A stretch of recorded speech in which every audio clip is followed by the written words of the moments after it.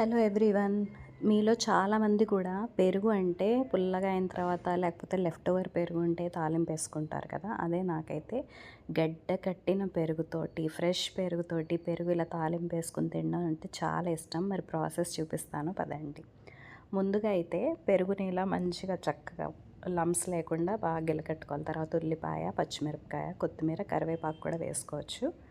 తాలింపులు చక్కగా ఎరుపు రంగు వచ్చే వరకు బాగా ఇలా వేపుకోవాలన్నమాట.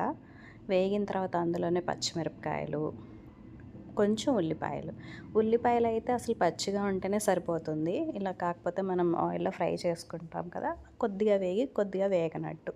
తర్వాత ఇందులో ఇంగువ కూడా వేసుకుని అన్నీ ఫ్రై చేసుకుని పసుపు కలర్ కోసం తప్పకుండా వేసుకోవాలి, మర్చిపోకండి. సాల్ట్ టేస్ట్కి తగినంత. ఇవన్నీ కూడా ఫ్రై చేసేసుకుని ఇప్పుడు ఇది పక్కన పెట్టుకొని చల్లారనివ్వాలి. ఇది చల్లారిన తర్వాత అప్పుడే పెరుగు కలుపుకోవాలి, లేకపోతే పెరుగు విరిగిపోతుంది. అలాగే ఇందులో కొద్దిగా కొత్తిమీర వేసుకొని పక్కన ఉంచండి. ఇది చల్లారిన తర్వాత ముందుగా మనం ఏదైతే బీట్ చేసి పెట్టుకున్నామో పెరుగు అది ఇందులో వేసేసి, చూసారు కదా ఎంత క్రీమీగా ఉందో పెరుగు. సో ఇది అందులో వేసుకుని తిప్పేసుకుంటే మనకి ఎంతో రుచికరమైనటువంటి పెరుగు తాలింపు అయితే రెడీ అయిపోయింది. సో ఎప్పుడైనా కానీ మీకు పెరుగు ఇంట్లో ఉంటే ఇలా తయారు చేసుకోవచ్చు.